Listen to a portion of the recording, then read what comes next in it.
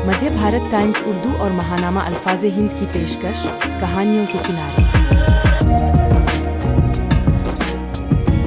दूध की कीमत। आज उनके फाके का दूसरा दिन था।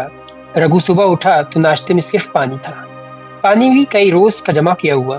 उसने पेट भर के पानी पिया और आज फिर अपनी किस्मत आजमाने निकल पड़ा। वो झुग्गी से निकल ही रहा था कि उसकी औरत दुलारी अपने 2 महीने की बेटी चुनिया को लिए हुए उसके पीछे पीछे आई। चुनिया उसके सीने को जोर जोर से चूस रही थी। शायद दूध का खजाना भी खत्म हो चुका था। दुलारी ने हसद भरी निगाह से अपनी एक बार चुनिया को देखा, फिर आंखों में आंसू लिए रघु को देखने लगी, मानो कह रही हो, देखो आज खाली हाथ मत आइयो। चुनिया को भी डॉक्टर बाबू के पास लेकर जाना है। 3 दिन से बुखार नहीं उतरा है। चुनिया उनकी 1.5 साल की बेटी का नाम था। रघु की नजरें दुलारी से मिली, लेकिन वो उससे नजरें नहीं मिला पा रहा था। मिलाता भी कैसे? तकरीबन 3 महीने से तो बेकार बैठा था। जब से नोटबंदी हुई थी उसके खाने पीने के लाले पड़ गए थे। काम मिलना बंद हो गया था। अगर कभी कहीं काम मिलने की उम्मीद होती भी तो पहले सवाल किया जाता, बैंक खाता है? अब गरीब आदमी खाता खोलने के लिए पैसे लाए या उनसे अपने घर का चूल्हा चौका चलाए। कभी कभी हफ्ता 10 दिन में कोई मजदूरी मिल जाती तो घर में खाना बन जाता। दुलारी भी घर घर झाड़ू पोछा और बर्तन मांजने का काम करती थी। नोटबंदी से पहले दोनों काम करते थे तो अच्छी तरह गुजारा ही नहीं होता था, बल्कि वो कुछ पैसे भी बचा लेते थे। दुलारी उम्मीद से थी, इसलिए डॉक्टर ने उससे काम करने से मना कर दिया था। वो भी 3 महीने से काम पर नहीं जा रही थी। उन लोगों ने जो कुछ पैसा जमा किया था वो चुनिया की विरादत में खत्म हो गया। जो कुछ बचा उससे घर चल रहा था, लेकिन इधर 3 दिन से तो घर में चूल्हा भी नहीं जला था। परसों की बची हुई बासी रोटी थी जो कल दुलारी ने अपने मर्द को खिला दी थी। जब रघु ने उससे खाने को कहा तो उसने कह दिया वो खा चुकी है। चुनिया के मुंह में तो एक दाना भी नहीं गया था। इधर चुनिया थी कि अपनी माँ के सीने से लगी हुई सीने को इतनी जोर जोर से चूस रही थी कि दुलारी दर्द की शिद्दत से चीख पड़ती। रघु काम पर निकल गया। चंद कदम ही आगे बढ़ा होगा कि कुछ याद आया और लौट पड़ा। उसने अपनी औरत को आवाज दी। दुलारी बाहर आई तो उसने कहा, अरे सुन, मस्जिद से पानी ले आइयो। हाँ, चुनिया को जरूर पिलाइयो। थोड़ा रुककर वो फिर बोला, अरे सुन, तू ऐसा करियो, उसू को मुंह कपमना, वो भी मस्जिद के पानी से ही धोइयो। अरे ना ना, बल्कि तू ऐसा करियो, कपड़न को गीलन करन कि उसू के पूरे शरीर पूछियो, मस्जिद के पानी से उसका ताप उतर जाएगा। दुलारी खामोश खड़ी सुनती रही और जवाब में सिर्फ हो कहा और सोचने लगी, टुनिया का पप्पा भी टुनिया के लिए कितना परेशान है। वो अंदर आई और फर्श पर बैठ गई। टकटकी बांधी टुनिया को देखे जा रही थी। तब टुनिया की आंख लगे और वो मस्जिद जाए। उसने अपना हाथ टुनिया के माथे पर रखा। उसका माथा जल रहा था। दुलारी ने चुनिया को जमीन पे डाला और कपड़ा भिगो कर लाई और टुनिया के माथे पर रख दिया। थोड़ी देर में टुनिया की आंख लग गई। दुलारी ने एक फटी हुई चादर अपने कंधे से घुमाकर गले में बांध ली। उसने चुनिया को डाल दिया और 2 बोतलें लेकर पानी लेने मस्जिद चली गई। मस्जिद जाकर उसने सबील से 2 बोतलें भरी। मस्जिद से नमाजी निकल रहे थे। वो चुनिया को मस्जिद के दरवाजे पर ले गई और चुनिया को आगे बढ़ा दिया। नमाजी निकलते और उसके ऊपर फूंकते हुए जाते। दुलारी ने एक आह भरी और दिल ही दिल में अपने आप को कोसने लगी कि वो टुनिया को काहे नहीं लाई, इस पर भी फूंक पड़ जाती। फिर खुद ही अपने आप को तसल्ली देने लगी, अरे मस्जिद का पानी लेकर जाइए तो रही हूँ। वो पानी लेकर कुछ आगे बढ़ी तो देखा बहुत से फकीर खड़े हैं और हाथ बढ़ा बढ़ा कर भीख मांग रहे हैं। उसने सोचा, पैसे तो उसके पास भी नहीं है, फिर पता नहीं उसके मर्द को आज भी काम मिलेगा या नहीं। टुनिया को भी डॉक्टर बाबू को दिखाना है तो मैं भी कुछ भीख मांग लूं। लेकिन उसकी गैरत ने गवारा नहीं किया, क्योंकि अब तक तो उसने और उसके मर्द ने मेहनत करके ही अपना और बच्चों का पेट पाला था। नहीं, वो ऐसा नहीं करेगी। उसका आदमी तो लज्जा के मारे मर जाएगा। नहीं, वो विश्वासघात नहीं करेगी। और वो लंबे लंबे ढक भरती हुई अपनी झुग्गी पर आ गई। इधर रघु आज जल्दी ही चौक पर आ गया और खूब दुआएं मांग रहा था, हे भगवान, मेरी बिटिया की खातिर मुझे काम दे दे। तभी एक आवाज उसके कान में पड़ी, अरे तुम काम करोगे? उसने कहा, हाँ साहब, मगर मैं तुम्हें 150 रुपए दूंगा। रघु को वो आदमी अगर आज 50 रुपए भी देता तो रघु मना नहीं करता। उसे तो हर हाल में पैसे चाहिए थे। वो उस आदमी के साथ काम पर चला गया। भूख से उसकी हालत अबतर थी। पेट में एक दाना भी नहीं गया था। भूखा प्यासा वो काम करता रहा इस धुन में कि उसे दुनिया को डॉक्टर बाबू को दिखाना है। 6 बज चुके थे। उसका काम खत्म हो गया। मालिक ने उसे 150 रुपए दिए। वो उन रुपयों को ऐसे देख रहा था जैसे उसने आज से पहले कभी नहीं देखे हों। उसने वो रुपए अपनी कमीज की जेब में रख लिए आज वो बहुत खुश था। बहुत दिन बाद उसे पैसे देखने को मिले थे। उसका भूख से वही बुरा हाल हो रहा था और चक्कर भी आ रहे थे। उसने सोचा कुछ खा लूं, घर पहुंचते-पहुंचते बहुत देर हो जाएगी। सड़क किनारे एक वड़ा पाव वाला था। उसने 2 वड़ा पाव खाए और 2 दुलारी के लिए भी ले लिए। उसके पास अब 140 रुपए बचे थे।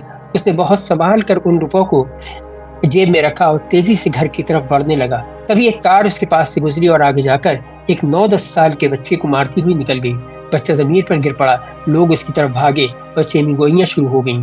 भगवान का शुक्र है बच्चा बच गया। अच्छा हुआ ज्यादा चोट नहीं लगी। हाय हाय न जाने किसका बच्चा है, वगैरह वगैरह। हर कोई आता और बच्चे के साथ हमदर्दी का इजहार करता हुआ आगे बढ़ जाता। रघु भी भागकर उधर आया। उसको भी बहुत दुख हुआ। थोड़ी देर बाद वो भी आगे बढ़ गया, लेकिन न जाने क्यों वो वापस उस बच्चे के पास लौट आया।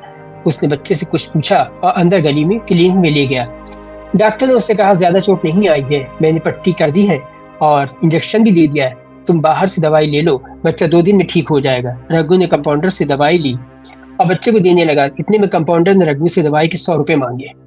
रघु के पैरों तले जमीन निकल गई। वो दिल ही दिल में कहने लगा, हे भगवान, 100 रुपए कहाँ से दूं? अभी तो दुनिया को दिखाना है, पता नहीं उसका क्या हाल होगा। वो सोचकर कांप गया। उसने कंपाउंडर से कहा, कंपाउंडर बाबू, ये मेरा बिटवा नहीं है। उसने एक सांस में सारी उदास सुना दी। कंपाउंडर ने कहा, ए चल पैसे निकाल, सब ऐसे ही कहते हैं।